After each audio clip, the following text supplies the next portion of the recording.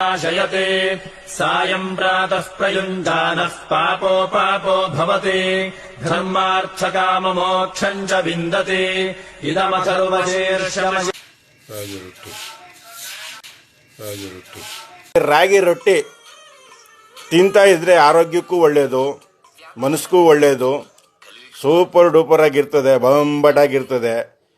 ಆರೋಗ್ಯ ದೃಷ್ಟಿಯಿಂದ ಎಲ್ಲರೂ ಮಾಡ್ಕೊತೀನಿ. ಜೊತೆಗೆ ನಮ್ಮನೇಲಿ ಇವತ್ತು ನಮ್ಮ ಶ್ರೀಮತಿಯವರು ಹಾಗಲಕಾಯಿ ಚಟ್ನಿ ಮಾಡಿದ್ದಾರೆ. ತುಂಬ ಚೆನ್ನಾಗಿರುತ್ತೆ. ಪಲ್ಯನೂ ಅಂತ ಹೇಳ್ತಾರೆ, ಚಟ್ನಿನೂ ಅಂತ ಹೇಳ್ತಾರೆ. ಹಾಗಾಗಿ ತಿನ್ನೋದಕ್ಕೆ ನಾನು ಈಗ ರೆಡಿ ಆಗ್ತಾ ಇದ್ದೀನಿ. ನೋಡಿ,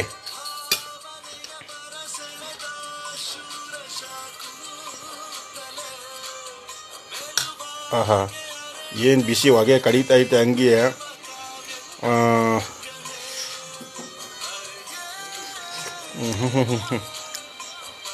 ಒಳ್ಳೆ ಮಾಂಸ ತಿಂದಂಗೆ ಐತೈತೆ. ತುಂಬ ಚೆನ್ನಾಗಿದೆ. ಆರೋಗ್ಯ ದೃಷ್ಟಿಯಿಂದ ಇದು ಹಲವಾರು ಕಾಯಿಲೆಗಳಿಗೆ, ಶುಗರ್ಗೆ ಎಲ್ಲ ಒಳ್ಳೆಯದು ಅಂತ ಹೇಳ್ತಾರೆ.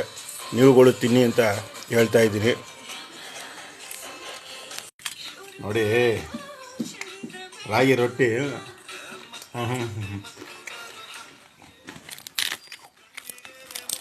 ಗರ್ಮಾಗಿ ಸುಟ್ಟವಳೆ ನಮ್ಮ ಮಿಸಸ್ಸು, ಅಂದರೆ ನನ್ನ ಹೆಂಡತಿ. ತುಂಬ ಅದ್ಭುತವಾಗಿ ಮಾಡೋಳೆ.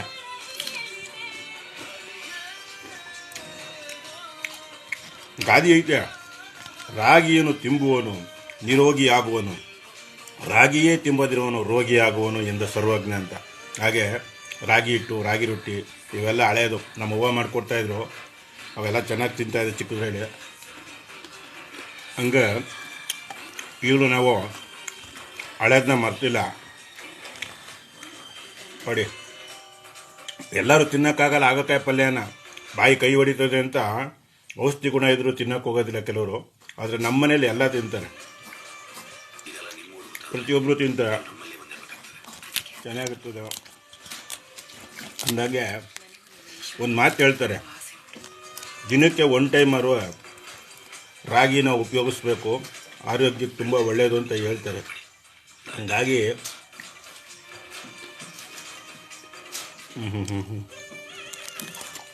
ಮೊದಲೇ ಗಾದಿ ಹೇಳ್ತಾರೆ, ಏನಂತ ಗೊತ್ತಾ?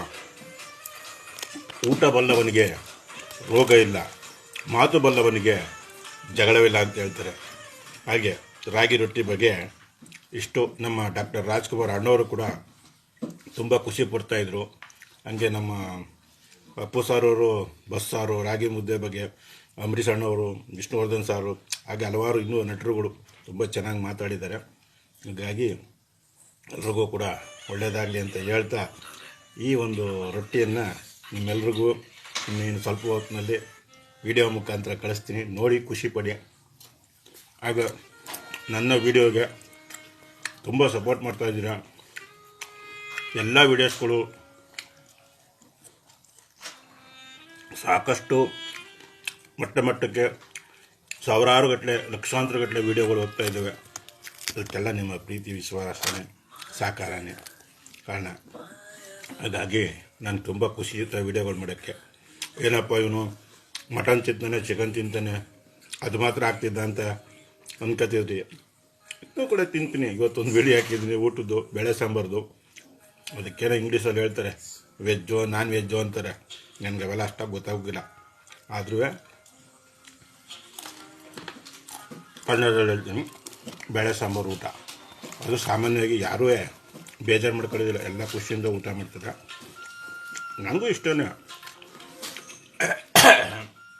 ಅಸ್ತ್ರ ಹಂಗಾಗೈತೆ. ಮತ್ತು ರಾಗಿ ರೊಟ್ಟಿ ತಿನ್ನಿ, ಚೆನ್ನಾಗಿರಿ ಅಂತ ಕೇಳ್ಕೊತೀನಿ. ಎಲ್ರಿಗೂ ನಮಸ್ಕಾರ. ಸೂಪರ್ ವಾಹ್ ಮಾಡಿಕೊಡ್ತಾಯಿದ್ರು. ಅವೆಲ್ಲ ಚೆನ್ನಾಗಿ ತಿಂತಾಯಿದ್ದೆ ಚಿಕ್ಕದ್ರಲ್ಲಿ.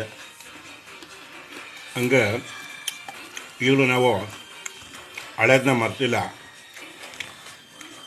ನೋಡಿ, ಎಲ್ಲರೂ ತಿನ್ನೋಕ್ಕಾಗಲ್ಲ ಹಾಗಲಕಾಯಿ ಪಲ್ಯನ. ಬಾಯಿ ಕೈ ಹೊಡಿತದೆ ಅಂತ ಔಷಧಿ ಗುಣ ಇದ್ದರೂ ತಿನ್ನೋಕೆ ಹೋಗೋದಿಲ್ಲ ಕೆಲವರು.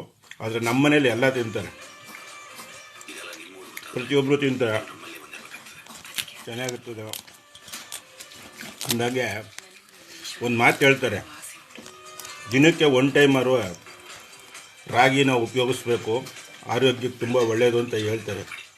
ಹಂಗಾಗಿ